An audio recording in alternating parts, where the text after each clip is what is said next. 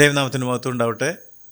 Bible അപഗ്രഥന ക്ലാസ്സിൽ നാം ഇന്ന് യെശയ്യാവിൻ്റെ പുസ്തകം, യെശയ്യാ പ്രവാചകൻ്റെ പുസ്തകമാണ് പഠിക്കുന്നത്.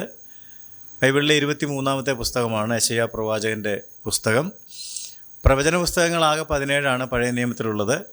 അതിൽ ഒന്നാമത്തേതും ആണ് യെശയ്യാ പ്രവാചകൻ്റെ പുസ്തകം എന്നറിയാമല്ലോ. പ്രവാസകാലത്തിന് മുമ്പ് യഹൂദയിൽ പ്രവചിച്ച യെശയ്യാവ് BC 8-ാം നൂറ്റാണ്ടിൻ്റെ അവസാന പകുതിയിൽ യെരുശലേമിൽ ജീവിച്ച ഒരു വലിയ പ്രവാചകനാണ്. യഹൂദജനത്തിൻ്റെ യഥാർത്ഥ ഭീഷണി ശത്രുരാജ്യങ്ങളല്ല, മറിച്ച് അവരുടെ തന്നെ പാപവും ദൈവത്തോടുള്ള അവരുടെ അനുസരണക്കേടുമാണ്. ദൈവത്തെ അനുസരിക്കുന്നതിൽ ഇനിയും പരാജയപ്പെട്ടാൽ അത് ശിക്ഷാവിധിയിലേക്കും നാശത്തിലേക്കും അവരെ നടത്തും. ശിക്ഷാവിധിയും നാശവും വിളിച്ചു വരുത്തുവാൻ ഇടയാകും എന്ന് യെശയ്യാവ് മുന്നറിയിപ്പ് നൽകുന്നു. മാത്രമല്ല, ദൈവം അവരെ സ്നേഹിക്കുന്നത് കൊണ്ട് പിന്നീട് ഭാവി കാലത്ത് അവരെ സ്വതന്ത്രരാക്കി ഒരു പുത്തൻ ജീവിതത്തിനായി അവരെ യെരുശലേമിലേക്ക് മടക്കി വരുത്തുമെന്നും യെശയ്യാവ് പ്രവചിച്ചു.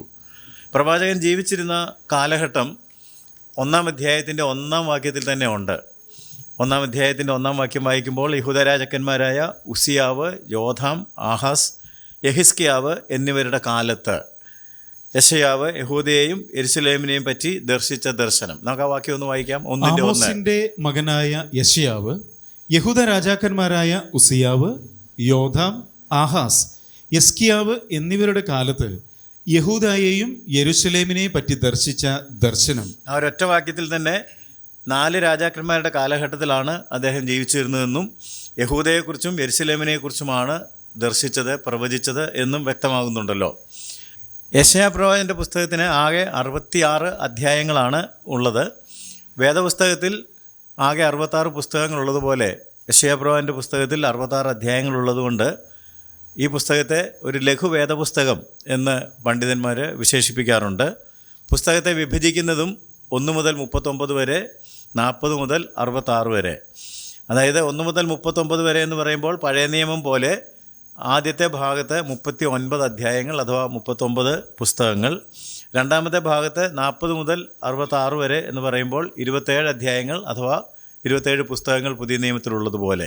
അപ്പോൾ പുസ്തകത്തിൻ്റെ അധ്യായങ്ങൾ ബൈബിളിനെ പോലെ തന്നെ നമുക്ക് വിഭജിക്കാവുന്ന തരത്തിലാണ് അടുക്കി വച്ചിരിക്കുന്നത്. 1-ാം ഭാഗത്ത് പഴയ നിയമത്തിലെ കാര്യം പറയുന്നത് പോലെ ദൈവത്തിൻ്റെ ആധിപത്യവും ദൈവത്തിൻ്റെ ന്യായവിധികളും ഒക്കെയാണ് കാണുന്നത്. പഴയ നിയമത്തിലും അങ്ങനെയാണല്ലോ. ദൈവം ന്യായപ്രമാണം കൊടുക്കുന്നു, ജനത്തെ അനുസരിക്കാത്തതുകൊണ്ട് ന്യായം വിധിക്കുന്നു. അതേ കാര്യം തന്നെയാണ് യെശയ്യാ പ്രവാചകൻ്റെ പുസ്തകം ആദ്യത്തെ 39 അധ്യായങ്ങളിൽ നാം കാണുന്നത്. രണ്ടാമത്തെ ഭാഗത്ത് 27 അധ്യായങ്ങളുള്ള 40 മുതൽ 66 വരെയുള്ള അധ്യായങ്ങളിൽ പുതിയ നിയമത്തിൽ നാം കാണുന്നത് പോലെ ദൈവത്തിൻ്റെ ആശ്വാസവും ദൈവത്തിൻ്റെ കൃപയും ഉദിക്കുന്നതാണ് നാം കാണുന്നത്. ഒരുപക്ഷെ യോഹന്നാന്റെ സുവിശേഷത്തിൽ പറയുന്നത് പോലെ ന്യായപ്രമാണം മോശ മുഖാന്തരം വന്നു, കൃപയും സത്യവും യേശു ക്രിസ്തു മുഖാന്തരം വന്നു. അങ്ങനെ ഈ പുസ്തകത്തെ 2 ഭാഗങ്ങളായിട്ട് തിരിക്കാൻ കഴിയും. ഈ പുസ്തകത്തിലെ ഏറ്റവും പ്രധാനപ്പെട്ട ആശയം ഒറ്റ വാക്കിൽ പറയാമോ എന്ന് ചോദിച്ചാൽ രക്ഷ, സാൽവേഷൻ എന്നുള്ളതാണ് ഈ പുസ്തകത്തിലെ ഏറ്റവും പ്രധാനപ്പെട്ട ആശയം. ന്യായപ്രമാണവും ദൈവത്തിൻ്റെ ആധിപത്യവും ദൈവത്തിൻ്റെ കൃപയും ആശ്വാസവും എല്ലാം വന്നത് എന്തിനാണെന്ന് ചോദിച്ചാൽ നമ്മെ രക്ഷിക്കുന്നതിന് വേണ്ടിയാണ്. അപ്പോൾ രക്ഷിക്കുന്ന ദൈവകൃപയെക്കുറിച്ചാണ് ഈ പുസ്തകം നമ്മോട് പറയുന്നത്. അതോടൊപ്പം തന്നെ മറ്റ് പുസ്തകങ്ങളിലില്ലാത്ത ഒരു പേര് ദൈവത്തിന്, അല്ലെങ്കിൽ ഒരു പ്രയോഗം ദൈവത്തെക്കുറിച്ചുണ്ട്. ഇസ്രായേലിൻ്റെ പരിശുദ്ധൻ, the holy one of Israel. മറ്റനേകം ഭാഗങ്ങളിൽ പുസ്തകങ്ങളിൽ ഇത് കാണാത്തൊരു കാര്യമാണ്. സങ്കീർത്തനങ്ങളിൽ 1-2 ഭാഗത്തുണ്ട്, യിരെമ്യാ പ്രവാചകൻ്റെ പുസ്തകത്തിലുമുണ്ട്. നമുക്ക് ആ പ്രയോഗം ചില വാക്യങ്ങളിൽ നിന്നൊന്ന് നോക്കുന്നത് നന്നായിരിക്കും. യെശയ്യാവ് 48:17 ഇങ്ങനൊരു പ്രയോഗമുണ്ടോ എന്ന് നോക്കുക. ഇസ്രായേലിൻ്റെ പരിശുദ്ധൻ, അതാണ് ആ ഒരു പ്രയോഗം മാത്രമാണ് നാം ഇവിടെ ശ്രദ്ധിക്കേണ്ടത്. ഇസ്രായേലിൻ്റെ പരിശുദ്ധനും. ഇസ്രായേലിൻ്റെ പരിശുദ്ധൻ 43:14, 43-ാം അധ്യായത്തിൻ്റെ 14-ാം വാക്യം. നിങ്ങളുടെ വീണ്ടെടുപ്പുകാരനും ഇസ്രായേലിൻ്റെ പരിശുദ്ധനുമായ യഹോവ. ഇസ്രായേലിൻ്റെ പരിശുദ്ധനായ യഹോവ 30:15 ഇത് ആവർത്തിക്കുന്നുള്ളത് കൊണ്ടാണ് ഇത് നമ്മൾ പ്രത്യേകം ഈ പുസ്തകത്തിൽ ശ്രദ്ധിക്കുന്നത്. 30-ാം അധ്യായത്തിൻ്റെ 15-ാം വാക്യത്തിൽ, 5-ാം അധ്യായത്തിൻ്റെ 24-ാം വാക്യത്തിൽ ഇസ്രായേലിൻ്റെ പരിശുദ്ധനായ യഹോവ, ഇസ്രായേലിൻ്റെ പരിശുദ്ധനായ യഹോവയായ കർത്താവ്. അതെ. പിന്നീട് 6-ാം അധ്യായത്തിൽ ദൈവത്തിൻ്റെ ദർശനം വരുമ്പോഴും പരിശുദ്ധൻ പരിശുദ്ധൻ എന്ന് നമ്മൾ കേൾക്കുന്നുണ്ടല്ലോ. 5-ന്റെ 24 കൂടെ വായിക്കാം. വേറെയും ധാരാളം ഭാഗങ്ങളുണ്ട്, അത് നിങ്ങൾ കണ്ടുപിടിക്കുക. 5:24. ഇസ്രായേലിന്റെ പരിശുദ്ധന്റെ വചനം. കണ്ടോ? അപ്പം ഇസ്രായേലിൻ്റെ പരിശുദ്ധൻ എന്ന് ദൈവത്തെ നമ്മൾ നേരത്തെ ഒരു പഠിച്ച പുസ്തകത്തിൽ സൈന്യങ്ങളുടെ യഹോവ ശമൂവേലിൻ്റെ പുസ്തകം വരുമ്പോൾ അങ്ങനെ പറഞ്ഞതുപോലെ യെശയ്യാവ് വ്യാപകമായിട്ട് ഉപയോഗിക്കുന്ന ഒരു പ്രയോഗമാണ് ഇസ്രായേലിൻ്റെ പരിശുദ്ധൻ. ഈ പുസ്തകം നൽകുന്ന പ്രധാനപ്പെട്ട സന്ദേശം ന്യായവിധിയാലും കൃപയാലും യഹോവ ദേശത്തെ രക്ഷിക്കും. രക്ഷ എന്നുള്ളതാണ് ആശയം എന്ന് പറഞ്ഞല്ലോ. Salvation of the nation by Jehovah through judgement and grace. ന്യായവിധിയും അതുപോലെ തന്നെ കൃപയും ഒരേ സമയത്ത് വെളിപ്പെടുന്നത് അത് ദൈവത്തിൻ്റെ ഒരു പ്രത്യേകതയാണ്. പഴയ നിയമം പഠിച്ച് നമ്മൾ കണ്ടു കാണും. ജലപ്രളയത്താൽ ന്യായം വിധിച്ചപ്പോൾ നോഹയ്ക്ക് കൃപ ലഭിച്ചു. അല്ലെങ്കിൽ ഏദൻ തോട്ടത്തിൽ ന്യായം വിധിച്ചപ്പോൾ അവർക്ക് കൃപ ദൈവം കാണിച്ചു. ന്യായവിധി വെളിപ്പെടുന്നിടത്തെല്ലാം ദൈവം എന്തും കാണിക്കാറുണ്ട്? കൃപയും കാണിക്കാറുണ്ട്. ന്യായവിധിയുടെ പ്രതീകമായ സിംഹാസനത്തിലിരുന്നാണ് ദൈവം ന്യായം വിധിക്കുന്നത്. 6-ാം അധ്യായത്തിൻ്റെ 1-ാം വാക്യത്തിലുണ്ട്. 6:1 വായിക്കുകയാണെങ്കിൽ, ഉസിയ രാജാവ് മരിച്ച ആണ്ടിൽ കർത്താവ് ഉയർന്നും പൊങ്ങിയുമുള്ള സിംഹാസനത്തിൽ ഇരിക്കുന്നത് ഞാൻ കണ്ടു. കർത്താവ് ഒരു സിംഹാസനത്തിൽ ഇരിക്കുന്നത് കണ്ടു. എന്തിന്? ന്യായവിധിയുടെ പ്രതീകമാണ്. എന്നാൽ കുറച്ച് നമ്മൾ മുമ്പോട്ട് വായിച്ചു വരുമ്പോൾ കൃപയുടെ പ്രതീകമായ ഒരു കുഞ്ഞാടിനെ നമുക്ക് കാണാം. 53-ാം അധ്യായത്തിൻ്റെ 7-ാം വാക്യം വായിക്കുമ്പോൾ, കൊല്ലുവാൻ കൊണ്ടുപോകുന്ന കുഞ്ഞാട്, നമുക്ക് പകരം യാഗമാകാൻ പോകുന്ന കുഞ്ഞാടിനെ നമുക്ക് അവിടെ കാണാം. കൊല്ലുവാൻ കൊണ്ടുപോകുന്ന കുഞ്ഞാടിനെ പോലെ. അപ്പോൾ 1-ാം ഭാഗത്ത് ന്യായവിധിയുടെ പ്രതീകമായിട്ട്, ന്യായവിധിയാണ് 1-ാം ഭാഗത്തെന്ന് പറഞ്ഞല്ലോ, അതിൻ്റെ പ്രതീകമായിട്ടൊരു സിംഹാസനം. 2-ാം ഭാഗത്ത് ദൈവകൃപയും രക്ഷയുമാണെന്ന് പറഞ്ഞു, അതിൻ്റെ പ്രതീകമായിട്ട് കുഞ്ഞാട്. അപ്പോൾ നമ്മൾ വെളിപ്പാട് പുസ്തകം പഠിച്ച കാര്യം ഒന്ന് ഓർക്കുകയാണെന്നുണ്ടെങ്കിൽ, ദൈവത്തിൻ്റെ ഇടപെടലുകൾ മനുഷ്യരോടുള്ളത് എങ്ങനെയാണെന്ന് ചോദിച്ചാൽ, സിംഹാസനമുണ്ട്, പക്ഷേ അതിൻ്റെ മധ്യേ എന്തുകൊണ്ട്? ഒരു കുഞ്ഞാടുമുണ്ട്. നമുക്ക് വെളിപ്പാട് പുസ്തകത്തിൽ നിന്ന് 2 വാക്യങ്ങൾ നോക്കാം. അത് ഏറ്റവും ഭംഗിയായിട്ട് വെളിപ്പാട് 7:17 നാം കാണുന്നത്. സിംഹാസനത്തിൻ്റെ മധ്യേയുള്ള കുഞ്ഞാട്. അങ്ങനെ ഒരു മനോഹരമായിട്ടുള്ള ബ്യൂട്ടിഫുൾ ആയിട്ടുള്ളൊരു പ്രയോഗമാണത്. സിംഹാസനത്തിന്റെ മധ്യയുള്ള കുഞ്ഞാട്. 5:6 നമുക്ക് സിംഹാസനം, അറുക്കപ്പെട്ട ഒരു കുഞ്ഞാടിനെ സിംഹാസനത്തിന്റെ മധ്യേ കാണാൻ കഴിയുന്നുണ്ട്. ഞാൻ സിംഹാസനത്തിന്റെയും 4 ജീവികളുടെയും നടുവിലും മൂപ്പന്മാരുടെ മധ്യത്തിലും ഒരു കുഞ്ഞാട് അറുക്കപ്പെട്ടതുപോലെ നിൽക്കുന്നത് കണ്ടു. അപ്പോൾ സിംഹാസനം ന്യായവിധിക്കായിട്ടുണ്ട്, പക്ഷെ അവിടെ നമുക്ക് കരുണ ലഭിക്കുന്നത്, കൃപ ലഭിക്കുന്നത് എങ്ങനെയാണെന്ന് ചോദിച്ചാൽ, അതിൻ്റെ മധ്യേ അറുക്കപ്പെട്ട ഒരു കുഞ്ഞാട് ഉള്ളതുകൊണ്ടാണ്. സിംഹാസനത്തിൻ്റെ മധ്യയുള്ള കുഞ്ഞാടെന്നുള്ള പ്രയോഗം ഈ പുസ്തകം മുഴുവനായിട്ട് പഠിക്കുവാൻ നമ്മെ സഹായിക്കുന്നതാണ്. 2 ഭാഗങ്ങളെക്കുറിച്ചും 1-2 കാര്യങ്ങൾ ഞാൻ പെട്ടെന്ന് ഓർമ്മപ്പെടുത്തുകയാണെങ്കിൽ, ആദ്യത്തെ ഭാഗം 1 മുതൽ 39 വരെയുള്ള അധ്യായങ്ങളാണെന്ന് പറഞ്ഞല്ലോ. അവിടെ ദൈവത്തിൻ്റെ ഭരണം, ദൈവത്തിൻ്റെ ന്യായവിധി, judgement of God due to God's government, ദൈവം ഭരിക്കുന്നത് കൊണ്ട് ന്യായം വിധിക്കേണ്ടതായിട്ട് വരുന്നു എന്നുള്ള കാര്യമാണ് പറഞ്ഞിരിക്കുന്നത്. അപ്പോൾ എവിടെയൊക്കെയാണ്, ആരെയൊക്കെയാണ് ദൈവം ന്യായം വിധിക്കുന്നതെന്ന് ചോദിച്ചാൽ, ആദ്യത്തെ 12 അധ്യായങ്ങൾ വായിക്കുമ്പോൾ യഹൂദയുടെ മേലും യെരുശലേമിൻ്റെ മേലും വരുന്ന ന്യായവിധിയെക്കുറിച്ചാണ് വിവരിക്കുന്നത്. 13 മുതൽ 27 വരെയുള്ള അധ്യായങ്ങൾ വായിക്കുമ്പോൾ വിവിധ ദേശങ്ങൾക്ക്, വിവിധ രാജ്യങ്ങൾക്ക് ദൈവം അയക്കുന്ന ന്യായവിധിയെക്കുറിച്ചാണ് പറഞ്ഞിരിക്കുന്നത്. 28 മുതൽ 35 വരെയുള്ള അധ്യായങ്ങൾ വായിക്കുമ്പോൾ കുറേ മുന്നറിയിപ്പുകളും ദൈവത്തിൻ്റെ വാഗ്ദത്തങ്ങളുമാണ് കാണുന്നത്. 36 മുതൽ 39 വരെയുള്ള അധ്യായങ്ങൾ ചരിത്രപരമാണ്. ചരിത്രപരം എന്ന് പറഞ്ഞാൽ ഈ പ്രവാചകൻ ജീവിച്ചിരുന്ന കാലഘട്ടം, ഉസിയാവ്, യെഹിസ്കിയാവ് മുതലായ രാജാക്കന്മാരുടെ കാലമാണെന്ന് പറഞ്ഞത് മനസ്സിലൊന്ന് വരാൻ വേണ്ടി 2 രാജാക്കന്മാർ 18-ാം അധ്യായം മുതൽ 20-ാം അധ്യായം വരെ വായിച്ചാൽ നമുക്ക് രാജഭരണവും പ്രവാചകന്മാരുടെ കാലവും കൂടെ എങ്ങനെയാണ് സിങ്ക്രണൈസ് ചെയ്യുന്നത്, ഒരുമിച്ച് വരുന്നത്, അല്ലെങ്കിൽ യെശയ്യാവ് ആ കാലഘട്ടത്തിലാണ് ജീവിച്ചിരുന്നതെന്നുള്ളത് മനസ്സിലാക്കാൻ നമ്മെ സഹായിക്കും. ഞാൻ ഒരു വാക്യം ദിനവൃത്താന്ത പുസ്തകത്തിൽ നിന്ന് വായിപ്പിക്കട്ടെ. 2 ദിനവൃത്താന്തം 26-ാം അധ്യായത്തിൻ്റെ 22-ാമത്തെ വാക്യം. 2 ദിനവൃത്താന്തം 26:22. ഉസിയാവിന്റെ മറ്റുള്ള വൃത്താന്തങ്ങൾ ആദ്യാവസാനം ആമോസിന്റെ മകനായ യെശയ്യാ പ്രവാചകൻ എഴുതിയിരിക്കുന്നു. കണ്ടോ? അപ്പം ഉസിയാവിനെ കുറിച്ച് യെശയ്യാവ് എഴുതിയിരിക്കുന്നു. 32 കൂടെ വായിക്കാം. 2 ദിനവൃത്താന്തം 32 32. യെഹിസ്കിയാവിന്റെ മറ്റുള്ള വൃത്താന്തങ്ങളും അവന്റെ സൽപ്രവർത്തികളും ആമോസിന്റെ മകനായ യെശയ്യാ പ്രവാചകന്റെ ദർശനത്തിലും യഹൂദയിലെയും ഇസ്രായേലിലെയും രാജാക്കന്മാരുടെ പുസ്തകത്തിലും എഴുതിയിരിക്കുന്നു. രാജാക്കന്മാരുടെ പുസ്തകവും ദിനവൃത്താന്ത പുസ്തകവും വായിക്കുമ്പോൾ ഇങ്ങനെയുള്ള പ്രയോഗങ്ങളൊന്നും നമ്മുടെ ശ്രദ്ധയിൽ ഉടക്കാറില്ല, നമ്മളതൊന്നും ഗൗരവത്തിൽ എടുക്കാറില്ല. എന്നാൽ അതേ കാലഘട്ടത്തിലാണ് യെശയ്യാവ് ജീവിച്ചിരുന്നതും പ്രവചനങ്ങൾ നടത്തിയതും എന്ന് കാണാനായിട്ട് ചരിത്രപരമായിട്ടുള്ള ധാരാളം വിവരണങ്ങൾ യശയ്യാവിൻ്റെ പുസ്തകത്തിൽ 36 മുതൽ 39 വരെയുള്ള അധ്യായങ്ങളിൽ കാണാൻ കഴിയുന്നുണ്ട്. ഇനി രണ്ടാമത്തെ യൂണിറ്റ് 40 മുതൽ 66 വരെയുള്ള അധ്യായങ്ങളാണ്. അവിടെ ദൈവത്തിൻ്റെ ആശ്വാസവും ദൈവത്തിൻ്റെ കൃപയും വ്യാപരിക്കുന്നതാണ് കാണുന്നതെന്ന് പറഞ്ഞല്ലോ. 40 മുതൽ 48 വരെയുള്ള അധ്യായങ്ങൾ പരിശോധിച്ചാൽ യഹോവയും വിഗ്രഹങ്ങളോടുള്ള ദൈവത്തിൻ്റെ മനോഭാവം എന്താണ് എന്ന് വ്യക്തമാക്കിയിട്ടുണ്ട്. വിഗ്രഹം എന്ന് പറഞ്ഞാൽ തന്നെ നമ്മളൊരു മരത്തിൻ്റെ ഒരു കഷ്ണം എടുക്കുന്നു, അല്ലെങ്കിൽ ഒരു മെറ്റൽ എടുക്കുന്നു, ഒരു രൂപം ഉണ്ടാക്കുന്നു. എന്നാൽ ദൈവം അങ്ങനെ അല്ല.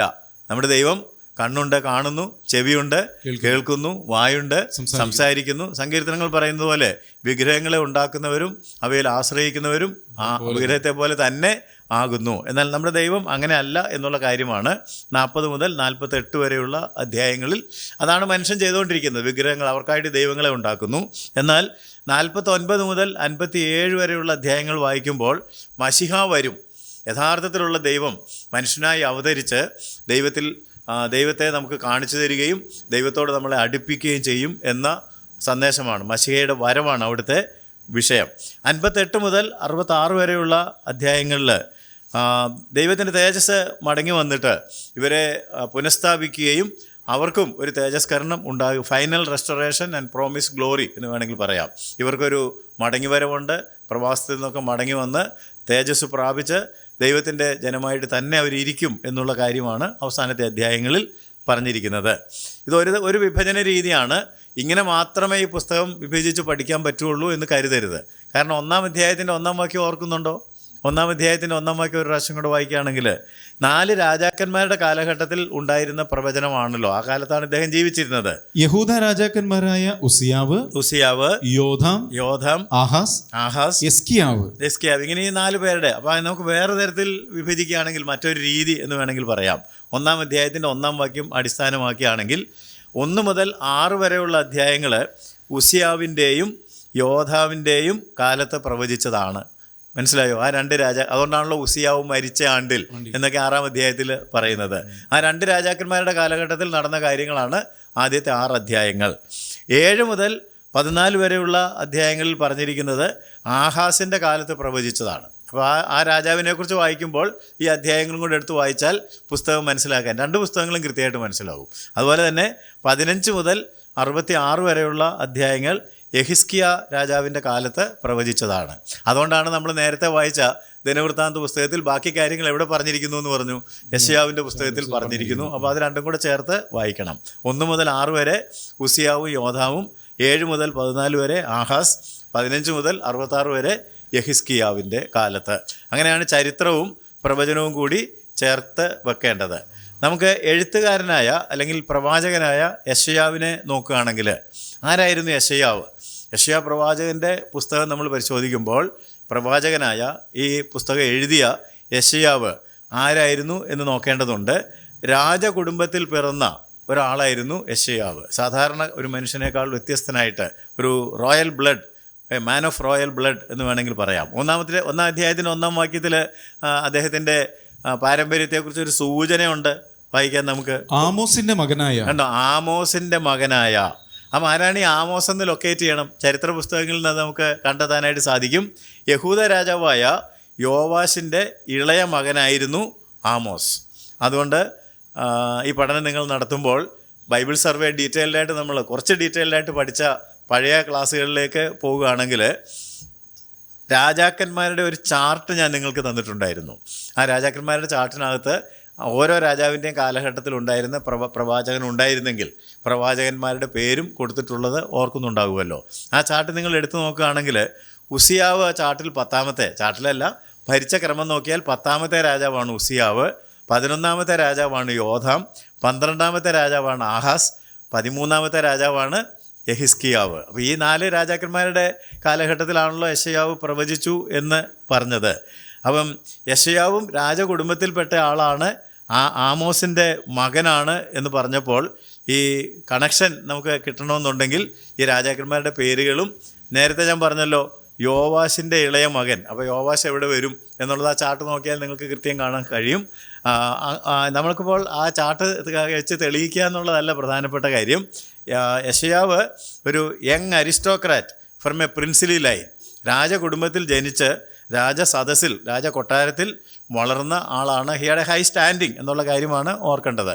അതുകൊണ്ട് ഒരു ശക്തനായിരുന്നു, വ്യക്തിപ്രഭാവമുള്ളവനായിരുന്നു, രാജ്യതന്ത്രജ്ഞനായിരുന്നു. യെശയ്യാവിനെക്കുറിച്ച് ഓർക്കുമ്പോൾ a man of strong character, A commanding personality and A statesman. അങ്ങനെയുള്ളൊരു ആൾ. അദ്ദേഹത്തിന് നന്മയ്ക്കായിട്ട് രാജ്യത്തെ സ്വാധീനിക്കാൻ, സ്റ്റേറ്റ്സ്മാൻ ആയതുകൊണ്ട്, സാമ്രാജ്യത്തിൻ്റെ തലസ്ഥാനത്ത് രാജകൊട്ടാരത്തിലുണ്ടായിരുന്ന ആളായതുകൊണ്ട് he could influence the country for good. നന്മയ്ക്കായിട്ട് രാജ്യത്തെ സ്വാധീനിക്കാനായിട്ടുള്ള കഴിവ് അദ്ദേഹത്തിന് ഉണ്ടായിരുന്നു. അങ്ങനെയാണ് അദ്ദേഹത്തിൻ്റെ കുടുംബ പാരമ്പര്യം. ഭാര്യ ഉണ്ടായിരുന്നു, മക്കളുണ്ടായിരുന്നു. പേരൊക്കെ ഈ പുസ്തകത്തിനകത്തുണ്ട്. അതുകൊണ്ട് നമുക്ക് ഭാര്യയെ നോക്കിയാൽ പ്രവചനപരമുള്ള ഒരു പ്രവാചകി തന്നെയായിരുന്നു എന്ന് 8-ാം അധ്യായത്തിൻ്റെ 3-ാം വാക്യം വായിക്കുമ്പോൾ, 8-ാം അധ്യായത്തിൻ്റെ 3, 7-ാം അധ്യായത്തിൻ്റെ 3 വായിച്ചാൽ ഭാര്യയെക്കുറിച്ചും മക്കളെക്കുറിച്ചുള്ള വിവരണമുണ്ട്. അപ്പോൾ യഹോവ യെശയ്യാവോട് അരുളി ചെയ്തതെന്തെന്നാൽ, നീയും നിന്റെ മകൻ ശെയ്യാർ യാശുബും അലക്കുകാരന്റെ വയലിലെ പെരുവഴിക്കൽ മേലേക്കുളത്തിന്റെ നീർപ്പാത്തിയുടെ അറ്റത്ത്. അപ്പം മകന്റെ പേര് അവിടെ കിട്ടുന്നുണ്ടല്ലോ, 7-ന്റെ 3, 8-ന്റെ 3. ഞാൻ പ്രവാചകിയുടെ അടുക്കൽ ചെന്നു. മനസ്സിലായോ? അപ്പം വൈഫ് ആരായിരുന്നു? പ്രവാചകിയായിരുന്നു. ഞാൻ പ്രവാചകിയുടെ അടുക്കൽ ചെന്നു. അവൾ ഗർഭം ധരിച്ചു. ഒരു മകനെ പ്രസവിച്ചു. യഹോവ എന്നോട്, അവനെ മഹേർ ശലാൽ ഹാഷ്ബസ് എന്ന് പേർ വിളിക്കുക. ആ കുട്ടിക്ക് അപ്പ അമ്മ എന്ന് പേര് പറയാൻ ഇച്ചിരി ബുദ്ധിമുട്ടാണെന്ന് വായിച്ചപ്പോൾ മനസ്സിലായി കാണും. എങ്കിലും ഭാര്യയും 2 മക്കളും ഉള്ളതായിട്ട് കൃത്യമായിട്ട്. ഭാര്യയും പ്രവാചകിയായിരുന്നു. 2 മക്കളുടെ പേര് 7-ന്റെ 3-ലും 8-ന്റെ 3-ലും കാണാം. 7-ന്റെ 3-ൽ ശെയാർ യാശൂബ്, 8-ന്റെ 3-ല് മഹേർ ശാലാൽ ഹഷ്ബസ്. ഇങ്ങനെ 2 മക്കളാണ് ഉണ്ടായിരുന്നത്. എന്നിട്ട് 8-ാം അധ്യായത്തിൻ്റെ 18-ാം വാക്യത്തിൽ അദ്ദേഹം പറയുന്നുണ്ട്, ഇതാ ഞാനും യഹോവ എനിക്ക് തന്ന മക്കളും. നമ്മൾ പലതരത്തിൽ അത് ഉപയോഗിക്കാറുണ്ടെങ്കിലും ഇതൊരു വ്യക്തിപരമായ കാര്യമാണ് അവിടെ അദ്ദേഹം പറയുന്നത്. പ്രവചനം എടുക്കുമ്പോൾ ഞാൻ പറഞ്ഞല്ലോ, എല്ലാം നമുക്കായിട്ട് എടുക്കരുത്. കുറേയൊക്കെ പൊതുവായിട്ടുള്ള കാര്യങ്ങളും ആ കാലഘട്ടത്തിലെ കാര്യങ്ങളും ഒക്കെ ഉണ്ട്. 8-18 ഇതാ ഞാനും യഹോവ എനിക്ക് തന്ന മക്കളും. ഇതാ ഞാനും യഹോവ എനിക്ക് തന്ന മക്കളും. അപ്പം പ്രവാചകിയാണ് ഭാര്യ, 2 മക്കളുണ്ടായിരുന്നു എന്ന് കൃത്യമായിട്ട് മനസ്സിലാക്കാം. ഏതാണ്ട് 60 വർഷം ഇദ്ദേഹം പ്രവാചക ശുശ്രൂഷ നടത്തിയിട്ടുണ്ട്. യെശയ്യാ പ്രവാചകൻ ഏതാണ്ട് 60 വർഷത്തോളം പ്രവചിച്ചു. മനശ്ശെ എന്ന് പറയുന്ന രാജാവിൻ്റെ കാലത്ത്, മനശ്ശെ എന്ന് പറയുന്നത് 14-ാമത്തെ രാജാവാണ്. നേരത്തെ ഞാൻ 10, 11, 12, 13 പറഞ്ഞത് ഓർമ്മയുണ്ടാകുമല്ലോ. അത് കഴിഞ്ഞിട്ട് വന്ന 14-ാമത്തെ രാജാവായ മനശ്ശെയുടെ കാലത്ത് അദ്ദേഹം രക്തസാക്ഷിയായിട്ട് മരിച്ചു എന്നാണ് ചരിത്രം രേഖപ്പെടുത്തുന്നത്. അന്ന് അദ്ദേഹത്തിന് ഏതാണ്ട് 120 വയസ്സ് പ്രായമുണ്ടായിരുന്നു. അപ്പോൾ പ്രായം ചെന്ന് 120-ാമത്തെ വയസ്സിൽ രക്തസാക്ഷിയായിട്ട് ഈർച്ചവാളാൽ അറുക്കപ്പെട്ടു എന്ന് എബ്രായ ലേഖനം 11-ാം അധ്യായത്തിൽ വായിക്കുന്നത് യെശയ്യാവിനെ കുറിച്ചാണ് എന്ന് വേദപുസ്തക പണ്ഡിതന്മാർ വിശ്വസിക്കുന്നു.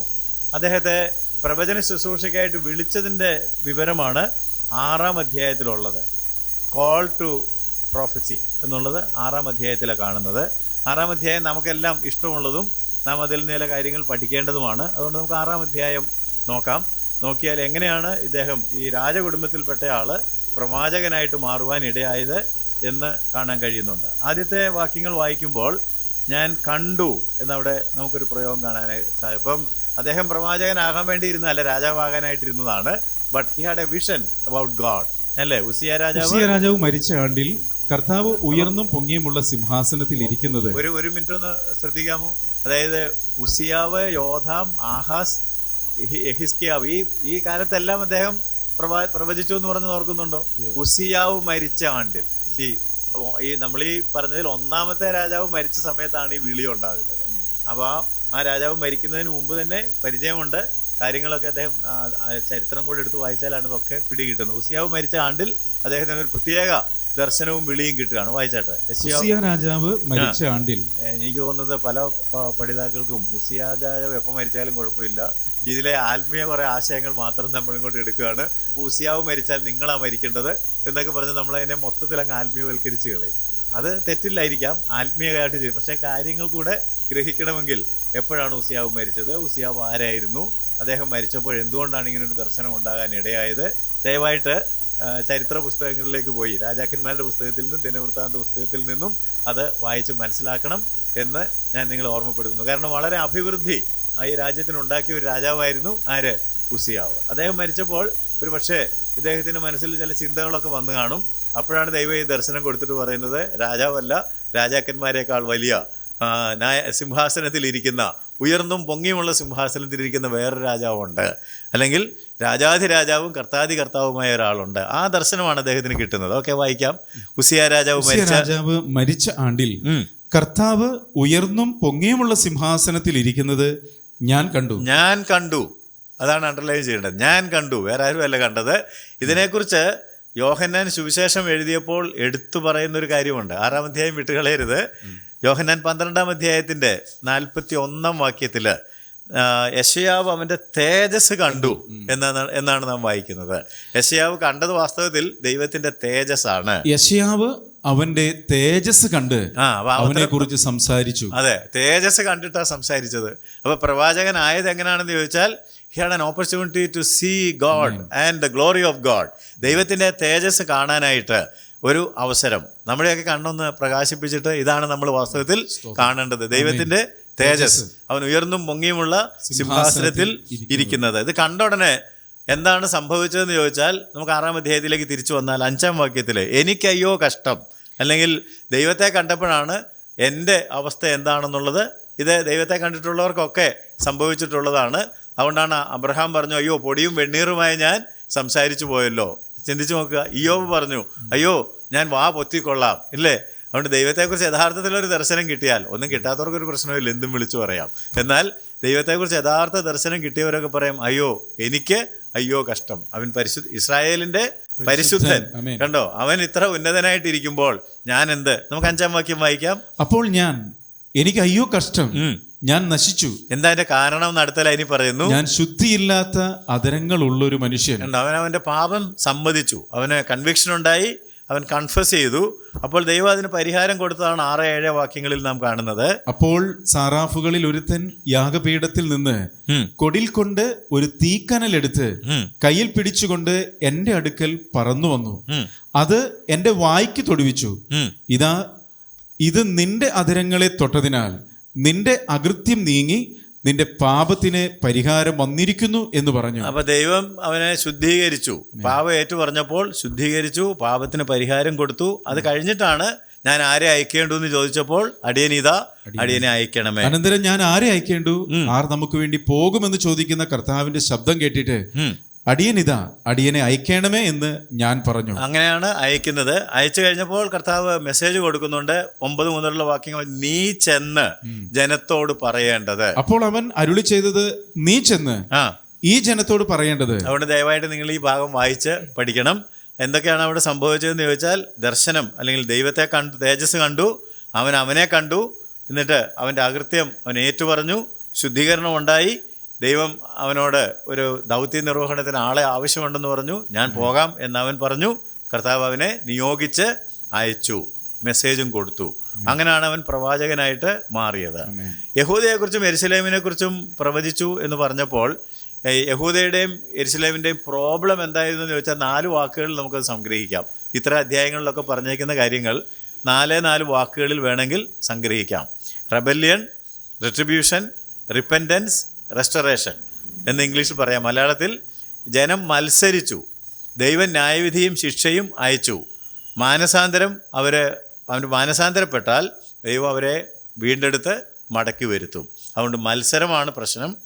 ദൈവം അതിൻ്റെ മേൽ ന്യായവിധി അയക്കുന്നു. ആ ന്യായവിധി അയക്കുന്നത് നശിപ്പിക്കാനല്ല, എന്തിനാണ്? മാനസാന്തരപ്പെടാനാണ്. മാനസാന്തരപ്പെട്ടാൽ ദൈവം വീണ്ടെടുത്ത് അവരെ മടക്കി വരുത്തും.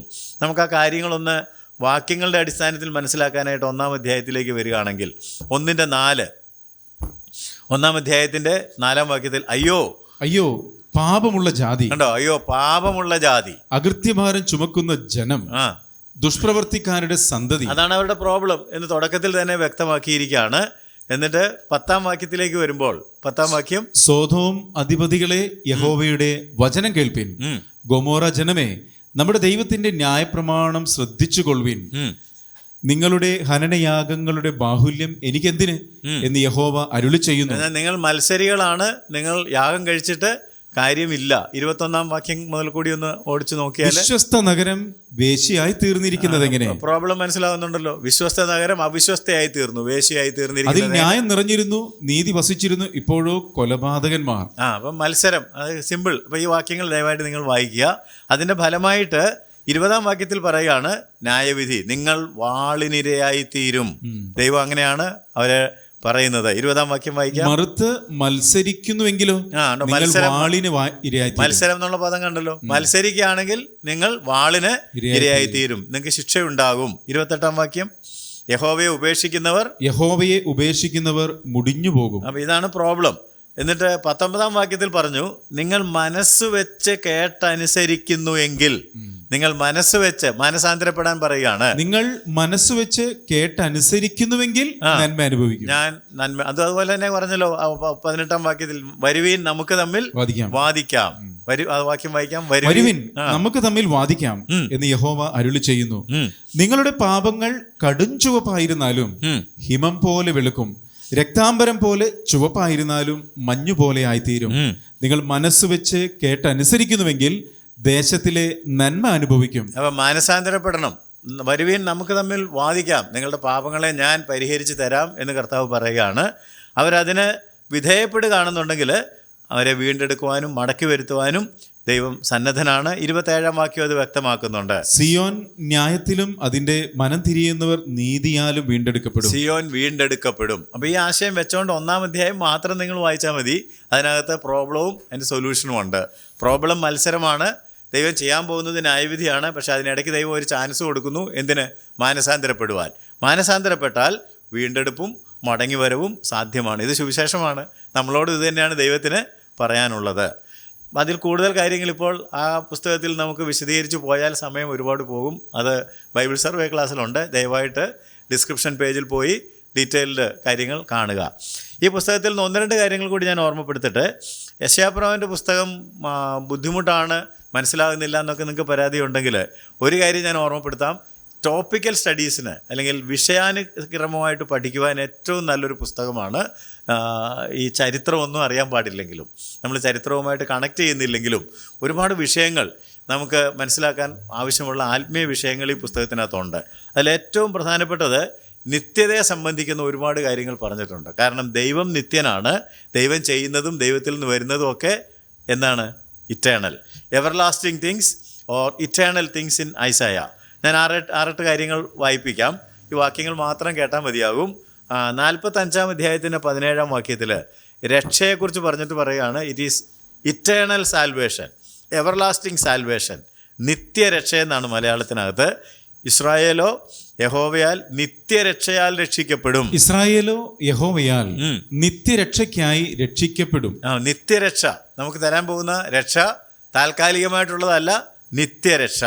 60 അധ്യായത്തിൻ്റെ 19-20 വാക്യങ്ങളിൽ നിത്യപ്രകാശം ദൈവത്തെക്കുറിച്ച് പറയുമ്പോൾ, യഹോവ നിന്റെ നിത്യപ്രകാശമായിരിക്കും. യഹോവ നിനക്ക് നിത്യപ്രകാശവും നിന്റെ ദൈവം നിന്റെ തേജസ്സുമാകുന്നു. നിത്യപ്രകാശമായിരിക്കുന്ന ദൈവം. 35:10 നാം വായിക്കുന്നത് നിത്യാനന്ദം അവരുടെ തലമേൽ ഉണ്ടായിരിക്കുമെന്നാണ്. നിത്യ രക്ഷ, നിത്യപ്രകാശം, നിത്യ ആനന്ദം. അത് 51:11 61:7 നമുക്ക് 35:10 മാത്രം വായിക്കാം. അങ്ങനെ യഹോവയാൽ വീണ്ടെടുക്കപ്പെട്ടവർ മടങ്ങി ഉല്ലാസഘോഷത്തോടെ സിയോനിലേക്ക് വരും. നിത്യാനന്ദം അവരുടെ തലമേലുണ്ടായിരിക്കും. നിത്യാനന്ദം അവരുടെ തലമേലുണ്ടായിരിക്കും. 54:8 വാക്യം വായിക്കുമ്പോൾ, നിത്യദയോടെ ഞാൻ നിന്നോട് കരുണ കാണിക്കും. ദൈവം നമ്മോട് കാണിക്കുന്ന കരുണ താൽക്കാലികമല്ല, ദൈവത്തിൽ നിന്ന് വരുന്ന എല്ലാം നിത്യമാണെന്ന് ഞാൻ പറഞ്ഞല്ലോ. നിത്യദയോടെ ഞാൻ നിന്നോട് കരുണ കാണിക്കും. കണ്ടോ, ദൈവം നിത്യദയാണ്, നിത്യകരുണയാണ് നമ്മളോട് കാണിക്കുന്നത്. 55 അധ്യായത്തിൻ്റെ 3 വാക്യം, 61:8 മുതലായ വാക്യങ്ങളിൽ നിത്യ നിയമത്തെക്കുറിച്ച്, ദൈവം നമ്മോട് ചെയ്യുന്ന നിയമം ശാശ്വത നിയമം എന്നാണ് മലയാളത്തിൽ. നിത്യനിയമം എന്ന് തന്നെയാണല്ലോ എൻ്റെ അർത്ഥം, എവർലാസ്റ്റിംഗ്. 55:3 നിങ്ങൾ ചെവി ചായിച്ച് എന്റെ അടുക്കൽ വരുവിൻ, നിങ്ങൾക്ക് ജീവൻ ഉണ്ടാകേണ്ടതിന് കേട്ടുകൊള്ളുവിൻ. ദാവീദിന്റെ നിശ്ചയ കൃപകൾ എന്ന ശാശ്വത നിയമം ഞാൻ നിങ്ങളോട് ചെയ്യും. ശാശ്വത നിയമം, എവർലാസ്റ്റിംഗ് ലോ, നിത്യമായിട്ടുള്ള ഒരു നിയമം. ഇനി ദൈവത്തെക്കുറിച്ച് പറഞ്ഞിരിക്കുന്ന മറ്റൊരു കാര്യം 33:14 അതെന്താണെന്ന് ചോദിച്ചാൽ ദൈവത്തിൻ്റെ ന്യായവിധിയും. ഇതൊക്കെ കേട്ടപ്പോൾ എല്ലാവർക്കും സന്തോഷമായി. നിത്യദയുണ്ട്, നിത്യ ആനന്ദമുണ്ട്. എന്നാൽ ദൈവത്തെക്കുറിച്ച് പറഞ്ഞിരിക്കുന്നത് നിത്യദഹനം. മനസ്സിലായോ? Eternal judgement 33:14. നമ്മിൽ ആര് നിത്യദഹനങ്ങളുടെ അടുക്കൽ പാർക്കും? ദൈവത്തിന്റെ ആ നിത്യദയ ഉണ്ടെങ്കിൽ മാത്രമേ ഈ നിത്യദഹനത്തിന്റെ അടുക്കൽ പാർക്കാൻ. ദൈവം നിത്യദഹനമാണ് എന്ന് മറന്നു പോകരുത്. 26:4 നാം വായിക്കുന്നത്, യഹോവയാം യാഹിൽ നമുക്കൊരു പാറയുള്ളതുകൊണ്ട് ശാശ്വതമായ ഒരു പാറയാണ് ആ പാറ. യഹോവയാം യാഹിൽ ശാശ്വതമായ ഒരു പാറ ഉള്ളതിനാൽ. കണ്ടോ, ഇറ്റേണൽ റോക്ക്. ഇതെല്ലാം ഇങ്ങനെ ഒരുപാട് ഇറ്റേണൽ കാര്യങ്ങളെക്കുറിച്ച് ഈ പുസ്തകം നമ്മളോട് സംസാരിക്കുന്നുണ്ട്. 9-ാം അധ്യായത്തിൻ്റെ 6-ാം വാക്യത്തിൽ പിതാവിനെ കുറിച്ച് എന്താ പറഞ്ഞിരിക്കുന്നത്? നിത്യപിതാവ്, അല്ലേ? നിത്യപിതാവ്. 55:13 ശാശ്വതമായിട്ടുള്ള അടയാളം. അപ്പോൾ ഇങ്ങനെ ഒരുപാട് വാക്യങ്ങൾ ഇതിനെക്കുറിച്ചുണ്ട്. 56:5 ശാശ്വത നാമം, ഛേദിക്കപ്പെടാത്തൊരു ശാശ്വത നാമം തന്നെ ഞാൻ അവർക്ക് കൊടുക്കും. 60:15 നിത്യമാഹാത്മ്യം, ഞാൻ നിന്നെ നിത്യമാഹാത്മ്യവും തലമുറ തലമുറയായുള്ള ആനന്ദവുമാക്കി തീർക്കും. സോ ഇറ്റേണിറ്റിയെക്കുറിച്ച് പഠിക്കാൻ ആഗ്രഹിക്കുന്നവർക്ക് ഈ പുസ്തകം നല്ലൊരു പുസ്തകമാണെന്ന് ഞാൻ നിങ്ങളെ ഓർമ്മപ്പെടുത്തുന്നു. അതിനേക്കാൾ പ്രധാനപ്പെട്ടൊരു കാര്യം, യേശുക്രിസ്തുവിൻ്റെ ജീവചരിത്രം മുഴുവൻ ഈ പുസ്തകത്തിലുണ്ട്. You can study the life of Christ from this book, അല്ലേ? യേശുക്രിസ്തുവിനെക്കുറിച്ച്, കർത്താവായ യേശുക്രിസ്തുവിൻ്റെ ജീവചരിത്രം ഈ പുസ്തകത്തിൽ നിന്ന് ട്രേസ് ചെയ്യാൻ സാധിക്കും.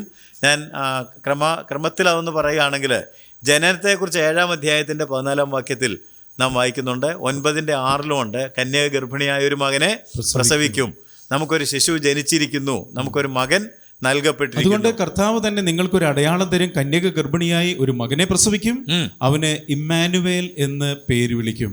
9:6 പറഞ്ഞിരിക്കുന്നത്, നമുക്കൊരു ശിശു ജനിച്ചിരിക്കുന്നു, നമുക്കൊരു മകൻ നൽകപ്പെട്ടിരിക്കുന്നു. നമുക്കൊരു ശിശു ജനിച്ചിരിക്കുന്നു, നമുക്കൊരു മകൻ നൽകപ്പെട്ടിരിക്കുന്നു, ആധിപത്യം അവന്റെ തോളിലിരിക്കും, അവൻ അത്ഭുത മന്ത്രി. So that is about his birth. യേശുവിന്റെ ജനനത്തെക്കുറിച്ചാണ് അവിടെ പറയുന്നത്. 11:1 കുടുംബ പാരമ്പര്യത്തെക്കുറിച്ച് പറഞ്ഞിട്ട് പറയുകയാണ്, ഇശായിയുടെ കുറ്റിയിൽ നിന്നൊരു മുള. എന്നാൽ ഇശായിയുടെ കുറ്റിയിൽ നിന്നൊരു മുള പൊട്ടി പുറപ്പെടും, അവന്റെ വേരുകളിൽ നിന്നൊരു കൊമ്പ് ഫലം കായ്ക്കും. ഞാൻ ബാക്കി നിങ്ങൾ ദയവായിട്ട് പഠിക്കുക. 2-ാം വാക്യത്തിൽ പറഞ്ഞു, അവന്റെ മേൽ യഹോവയുടെ ആത്മാവ്, സോ അനോയിന്റിങ് ഓൺ ഹിം, അവന്റെ മേൽ യഹോവയുടെ ആത്മാവ് ആവസിക്കും. അവന്റെ സ്വഭാവത്തെക്കുറിച്ച് 3 മുതലുള്ള വാക്യങ്ങൾ പറഞ്ഞു. അവന്റെ പ്രമോദം യഹോവ ഭക്തിയിൽ വായിക്കാം. അവന്റെ പ്രമോദം യഹോവ ഭക്തിയിലായിരിക്കും. അവൻ കണ്ണുകൊണ്ട് കാണുന്ന പോലെ ന്യായപാലനം ചെയ്യുകയില്ല, ചെവി കൊണ്ട് കേൾക്കുന്ന പോലെ വിധിക്കുകയുമില്ല. അവൻ ദരിദ്രർക്ക് നീതിയോടെ ന്യായം പാലിച്ചു കൊടുക്കുകയും ദേശത്തിലെ സാധുക്കൾക്ക് നേരോടെ വിധി കൽപ്പിക്കുകയും ചെയ്യും. അവന്റെ വായ് എന്ന വടി കൊണ്ട് അവൻ ഭൂമിയെ അടിക്കും, അവന്റെ അധരങ്ങളുടെ ശ്വാസം കൊണ്ട് ദുഷ്ടനെ കൊല്ലും. നീതി അവന്റെ നടുക്കെട്ടും വിശ്വസ്തത അവന്റെ അരക്കച്ചയുമായിരിക്കും. അവന്റെ ആഹാരത്തെക്കുറിച്ച് 7-ാം അധ്യായത്തിന്റെ 15-ാം വാക്യത്തിലുണ്ട്, അവൻ തൈരും തേനും കൊണ്ട് ഉപജീവിക്കും. Plain diet, simplicity of life, അതെല്ലാം ഈ പുസ്തകത്തിലുണ്ട്. ജനനമുണ്ട്, കുടുംബമുണ്ട്, അഭിഷേകമുണ്ട്, സ്വഭാവമുണ്ട്, ആഹാരം. ആ വാക്യം വായിക്കാം. അവൻ തിന്മ തള്ളി നന്മ തിരഞ്ഞെടുക്കുവാൻ പ്രായമാകുന്നതുവരെ അവൻ തൈരും തേനും കൊണ്ട് ഉപജീവിക്കും. അവൻ കർത്താവിൻ്റെ ദാസനായിരിക്കും. ജെന്റിൽനെസ്, അവൻ്റെ സ്വഭാവത്തെക്കുറിച്ച് 42-ാം അധ്യായത്തിൻ്റെ ആദ്യത്തെ 2-3 വാക്യങ്ങൾ വായിച്ചാൽ കിട്ടും. ഞാൻ താങ്ങുന്ന എൻ്റെ ദാസൻ, എൻ്റെ ഉള്ളം പ്രസാദിക്കുന്ന എൻ്റെ വൃതൻ. 42-ാം അധ്യായത്തിന്റെ ആദ്യത്തെ 4 വാക്യങ്ങൾ. ഞാൻ താങ്ങുന്ന എൻ്റെ ദാസൻ, എൻ്റെ ഉള്ളം പ്രസാദിക്കുന്ന എൻ്റെ വൃതൻ. അപ്പം ദൈവത്തിൻ്റെ ദാസനായിട്ട് ദാസരൂപം എടുത്തു വന്ന ദൈവപുത്രനെ കുറിച്ച് അവിടെ വിവരണമുണ്ട്. വന്നത് എന്തിനായിരുന്നു? 53-ാം അധ്യായത്തിൽ മരിക്കുന്നതിന് വേണ്ടിയായിരുന്നു. 53-ാം അധ്യായം മുഴുവൻ വായിക്കണം. നമുക്ക് 5-6 മാത്രം വായിച്ചാൽ, അവൻ നമ്മുടെ അതിക്രമങ്ങൾ നിമിത്തം മുറിവേറ്റും നമ്മുടെ അകൃത്യങ്ങൾ നിമിത്തം തകർന്നുമിരിക്കുന്നു. നമ്മുടെ സമാധാനത്തിനായുള്ള ശിക്ഷ അവന്റെ മേലായി, അവന്റെ അടിപ്പിണരുകളാൽ നമുക്ക് സൗഖ്യം വന്നുമിരിക്കുന്നു. മരിച്ചതിന് ശേഷം ഉയർത്തെഴുന്നേൽക്കും എന്ന് 25-ാം അധ്യായത്തിന്റെ 8-ാം വാക്യത്തിലുണ്ട്. അവൻ മരണത്തെ സദാകാലത്തേക്കും നീക്കിക്കളയും.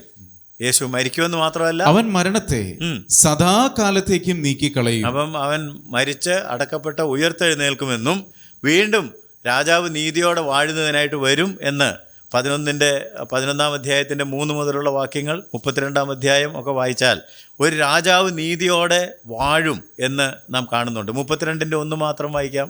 32-ാം അധ്യായത്തിന്റെ 1-ാം വാക്യം മാത്രം വായിച്ചാൽ ഒരു രാജാവ് നീതിയോടെ വാഴും, ഒരു രാജാവ് നീതിയോടെ വാഴും എന്ന് മാത്രമല്ല, ഈ വാഴ്ച കഴിയുമ്പോൾ പുതിയ ആകാശവും പുതിയ ഭൂമിയും. 65-ന്റെ 17-ഉം 66-ന്റെ 22-ഉം. 65-ന്റെ 17 മാത്രം വായിക്കാം. പുതിയ ആകാശം, ഞാൻ പുതിയ ആകാശവും പുതിയ ഭൂമിയും സൃഷ്ടിക്കുന്നു. പുതിയ ആകാശവും പുതിയ ഭൂമിയും സൃഷ്ടിക്കുന്നു. മുമ്പിലത്തവയെ ആരും ഓർക്കുകയില്ല, ആരുടെയും മനസ്സിൽ വരികയുമില്ല. അപ്പം കർത്താവായ യേശുക്രിസ്തുവിന്റെ ജനനം മുതൽ പുതിയ ആകാശവും പുതിയ ഭൂമിയും വരെയുള്ള എല്ലാ കാര്യങ്ങളും യെശയ്യാവ് പ്രവചിച്ചിരിക്കുന്നത് കാണുക. പരിശുദ്ധാത്മാവിനെ കുറിച്ച് ഒരുപാട് പ്രവചനങ്ങൾ അല്ലെങ്കിൽ അതിൻ്റെ പ്രാധാന്യത്തെക്കുറിച്ച് യെശയ്യാവ് എടുത്തു പറയുന്നുണ്ട്. നമുക്ക് ദൈവപുത്രനെ കുറിച്ച് എത്ര നേരം പറഞ്ഞത്, പരിശുദ്ധാത്മാവിനെ കുറിച്ചും കൂടെ നോക്കാം. 10-ാം അധ്യായത്തിൻ്റെ 27-ാം വാക്യത്തിൽ പുഷ്ടി നിമിത്തം നുകം തകർന്നു പോകും എന്ന് നാം വായിക്കുന്നു. 10-27. പുഷ്ടി നിമിത്തം നുകം തകർന്നു പോകും. പുഷ്ടി എന്നുള്ളതിന് അങ്ഷൻ, അഭിഷേകം എന്ന വാക്കാണ്. അപ്പോൾ ദൈവത്തിൻ്റെ ആത്മാവിൻ്റെ അഭിഷേകം വരുമ്പോഴാണ് ബന്ധനങ്ങൾ തകരുന്നത്. 11-2 നമ്മൾ വായിച്ചതാണല്ലോ. യഹോവയുടെ ആത്മാവ് ജ്ഞാനത്തിൻ്റെ, വിവേകത്തിൻ്റെ, ആലോചനയുടെ, ബലത്തിൻ്റെ, പരിജ്ഞാനത്തിൻ്റെ, യഹോഭക്തിയുടെ. അവന്റെ മേൽ യഹോവയുടെ ആത്മാവ് ആവസിക്കും. ജ്ഞാനത്തിൻ്റെയും വിവേകത്തിൻ്റെയും ആത്മാവ്, ആലോചനയുടെയും ബലത്തിൻ്റെയും ആത്മാവ്, പരിജ്ഞാനത്തിൻ്റെയും യഹോവ ഭക്തിയുടെയും ആത്മാവ് തന്നെ. 32-ാം അധ്യായത്തിൻ്റെ 15-ാം വാക്യത്തിലേക്ക് വരുമ്പോൾ ഉയരത്തിൽ നിന്ന് ആത്മാവിനെ നമ്മുടെ മേൽ പകരുവോളം തന്നെ എന്ന പ്രയോഗം കാണാം. ഉയരത്തിൽ നിന്ന് ആത്മാവിനെ നമ്മുടെ മേൽ പകരുവോളം തന്നെ. 40-ാം അധ്യായത്തിൻ്റെ 7-ാം വാക്യത്തിലേക്ക് വരുമ്പോൾ യഹോവയുടെ ശ്വാസം അതിന്മേൽ ഊതുകയാൽ, because of the spirit of the Lord bloweth upon it. അവിടെ ശ്വാസം എന്ന് പറഞ്ഞിരിക്കുന്നത് ശ്വാസം, ആ ശ്വാസം ആത്മാവാണ് എന്നോർക്കുക. 40-13 യഹോവയുടെ മനസ്സ് ആരാഞ്ഞറിഞ്ഞവൻ ആര് എന്നൊരു ചോദ്യം കാണാം. 40-13 യഹോവയുടെ മനസ്സ് ആരാഞ്ഞറിയുകയോ, അതായത് ഇംഗ്ലീഷ് വായിക്കുമ്പോൾ who has directed the spirit of the Lord or being his councillor. അതായത് അവൻ്റെ ആത്മാവിനാൽ മാത്രമേ അവൻ്റെ മനസ്സറിയാനായിട്ട് സാധിക്കത്തുള്ളൂ. അപ്പോൾ ആത്മാവിനെ പ്രാപിക്കുന്നത് അവൻ്റെ മനസ്സറിയാൻ വേണ്ടിയാണ്, ദൈവഹിതം ഗ്രഹിക്കാൻ വേണ്ടിയാണ് എന്ന് 40-13. 42-1 ഞാൻ എൻ്റെ ആത്മാവിനെ അവൻ്റെ മേൽ വെച്ചിരിക്കുന്നു. ദൈവപുത്രനെ കുറിച്ചാണ് പറയുന്നത്. ഇതാ ഞാൻ താങ്ങുന്ന എൻ്റെ ദാസൻ, എൻ്റെ ഉള്ളം പ്രസാദിക്കുന്ന എൻ്റെ വൃതൻ, ഞാൻ എൻ്റെ ആത്മാവിനെ അവൻ്റെ മേൽ വെച്ചിരിക്കുന്നു. 44-3 വായിക്കുമ്പോൾ നിന്റെ സന്തതി മേൽ എൻ്റെ ആത്മാവിനെ പകരും. യേശുവിൻ്റെ മേൽ മാത്രമല്ല നമ്മുടെ മേലും ഈ ആത്മാവിനെ പകരുവാൻ അവൻ സന്നദ്ധനാണ്. നിന്റെ സന്തതി മേൽ എൻ്റെ ആത്മാവിനെയും നിന്റെ സന്താനത്തിന്മേൽ എൻ്റെ അനുഗ്രഹത്തെയും പകരും. ദൈവത്തിന്റെ പരിശുദ്ധാത്മാവിനെ കുറിച്ച് എത്രയോ പരാമർശങ്ങൾ. 59-19 യഹോവയുടെ ശ്വാസം തള്ളിപ്പായിക്കുന്ന ഒരു നദി എന്നാണ് ഇംഗ്ലീഷിൽ. The spirit of the Lord shall lift up standard against him. Okay, യഹോവയുടെ ശ്വാസം തള്ളിപ്പായിക്കുന്നതായ ഒരു നദി. യഹോവയുടെ ശ്വാസം എന്ന് പറയുന്നതൊക്കെ സ്പിരിറ്റ്, ദൈവത്തിന്റെ ആത്മാവാണ്. 59-21 നിന്റെ മേലുള്ള എൻ്റെ ആത്മാവും നിന്റെ വായിൽ ഞാൻ തന്ന വചനങ്ങളും. നിന്റെ മേലുള്ള എൻ്റെ ആത്മാവും നിന്റെ വായിൽ ഞാൻ തന്ന എൻ്റെ വചനങ്ങളും. 59-21 വായിക്കുമ്പോൾ ആണ് നമ്മളിത് കണ്ടത്. 61-1 പോകുമ്പോൾ കർത്താവിൻ്റെ ആത്മാവ് എൻ്റെ മേൽ ഇരിക്കുന്നു. 61-1 എളിയവരോട് സദ്വർത്തമാനം ഘോഷിക്കുവാൻ യഹോവ എന്നെ അഭിഷേകം ചെയ്തിരിക്കൊണ്ട് യഹോവയായ കർത്താവിന്റെ ആത്മാവ് എൻ്റെ മേലിരിക്കുന്നു. ഹൃദയം തകർന്നവരെ അവൻ്റെ ആത്മാവ് എൻ്റെ മേലിരിക്കുന്നു. 63-10 വായിക്കാം.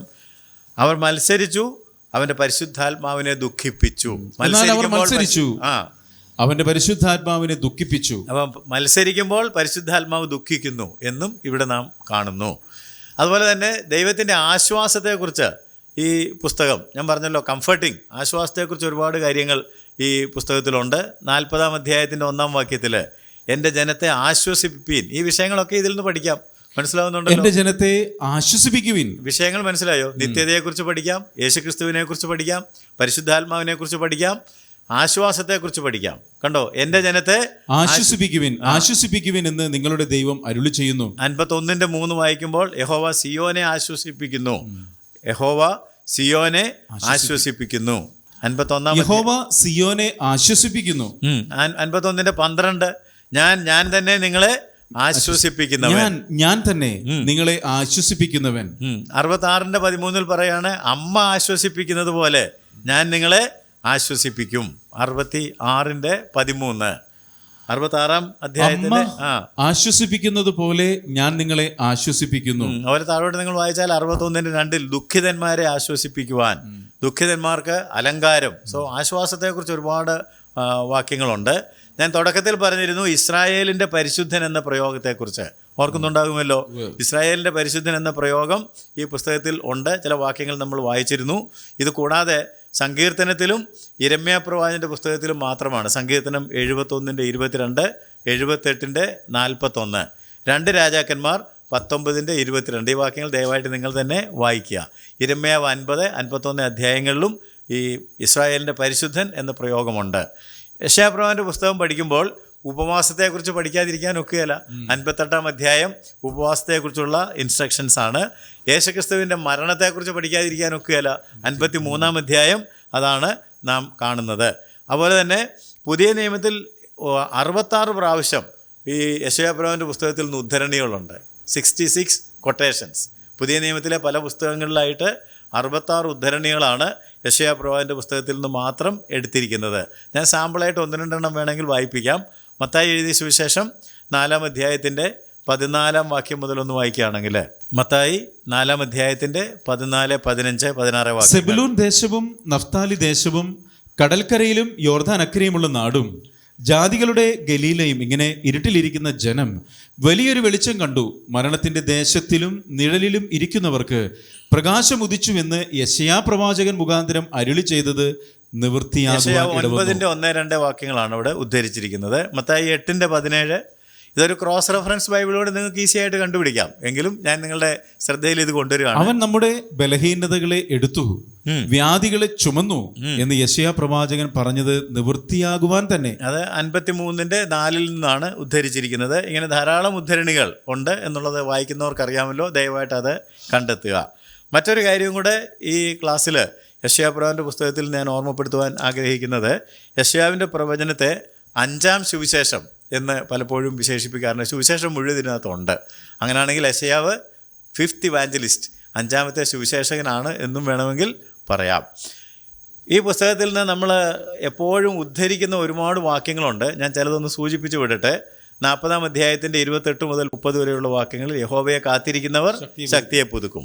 41-ാം അധ്യായത്തിൻ്റെ 10 മുതൽ 16 വരെ നീ ഭയപ്പെടേണ്ട, ഞാൻ നിന്നോടുകൂടെ ഉണ്ട്, ഭ്രമിച്ചു നോക്കേണ്ട, ഞാൻ നിന്റെ ദൈവമാകുന്നു. ആ വാക്യങ്ങളൊക്കെ പ്രധാനപ്പെട്ടതാണ്. 42-ന്റെ 1 മുതൽ ചതഞ്ഞ ഓടെ അവൻ ഒടിച്ചു കളയുകയില്ല. 43-ന്റെ ആദ്യത്തെ 5 വാക്യങ്ങൾ വായിക്കുമ്പോൾ നദി നിന്റെ മേൽ കവിയുകയില്ല, നീ തീയിൽ കൂടി നടന്നാൽ വെന്തു പോവുകയില്ല. വളരെ പോപ്പുലറായിട്ടുള്ള വാക്യങ്ങൾ എല്ലാം ഈ പുസ്തകത്തിൽ നിന്നാണ്. 46-ന്റെ 10 ആരംഭത്തിൽ തന്നെ അവസാനവും പൂർവ്വകാലത്ത് തന്നെ മേലാൽ സംഭവിക്കുന്നതും ഞാൻ പ്രസ്താവിക്കുന്നു. 52-ാം അധ്യായത്തിൻ്റെ ആദ്യത്തെ വാക്യങ്ങളിൽ ഉണരുക, ഉണരുക, ബലം ധരിച്ചു കൊള്ളുക. 55-ന്റെ ആദ്യത്തെ വാക്യങ്ങളിൽ ദാഹിക്കുന്ന ഏവരുമേ, ദ്രവ്യമില്ലാത്തവരുമേ എൻ്റെ അടുക്കൽ വന്ന് വാങ്ങി തിന്നുക, വില കൂടാതെ വാങ്ങുക. ആ പ്രയോഗമുണ്ട്. 60-ന്റെ 1 എഴുന്നേറ്റ് പ്രകാശിക്കുക. 61-ന്റെ ആദ്യത്തെ 5 വാക്യങ്ങളിൽ എളിയവരോട് സദ്വർത്തമാനം ഘോഷിപ്പിക്കുവാൻ കർത്താവ് എന്നെ അഭിഷേകം ചെയ്തിരിക്കുകയാൽ.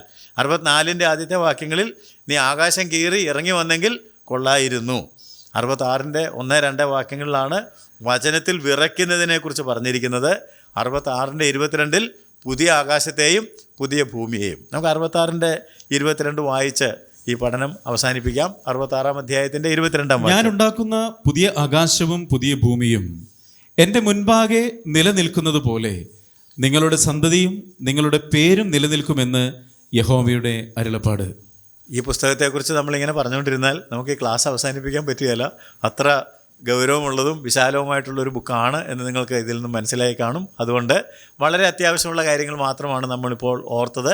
ബാക്കി പഠിക്കുവാൻ ദൈവത്തിൻ്റെ പരിശുദ്ധാത്മാവ് ക്ലാസ്സിലിരിക്കുന്ന എല്ലാവരെയും സഹായിക്കട്ടെ. നിങ്ങൾ ആത്മാർത്ഥമായിട്ട് പഠിക്കാൻ ശ്രമിക്കുമ്പോൾ നമ്മളെ സകല സത്യത്തിലേക്കും വഴി നടത്തുന്ന ദൈവത്തിൻ്റെ പരിശുദ്ധാത്മാവ് നമ്മളെ സഹായിക്കും. അവൻ നമ്മുടെ സഹായകനുമാണ്, അവൻ നമ്മളെ ആശ്വസിപ്പിക്കുന്നവനുമാണ്. അതുകൊണ്ട് ഞാൻ കുറച്ച് തിരക്ക് പിടിച്ച് പറഞ്ഞെങ്കിലും ഈ കാര്യങ്ങളെല്ലാം ഗ്രഹിക്കുവാൻ നിങ്ങളെ ദൈവത്തിൻ്റെ പരിശുദ്ധാത്മാവ് സഹായിക്കട്ടെ. ഡിസ്ക്രിപ്ഷൻ പേജിൽ പോയിട്ട് ലിങ്ക് ക്ലിക്ക് ചെയ്ത് കൂടുതൽ വിവരങ്ങൾ കണ്ടെത്താനും സാധിക്കും. ദൈവത്തിന് സ്തോത്രം.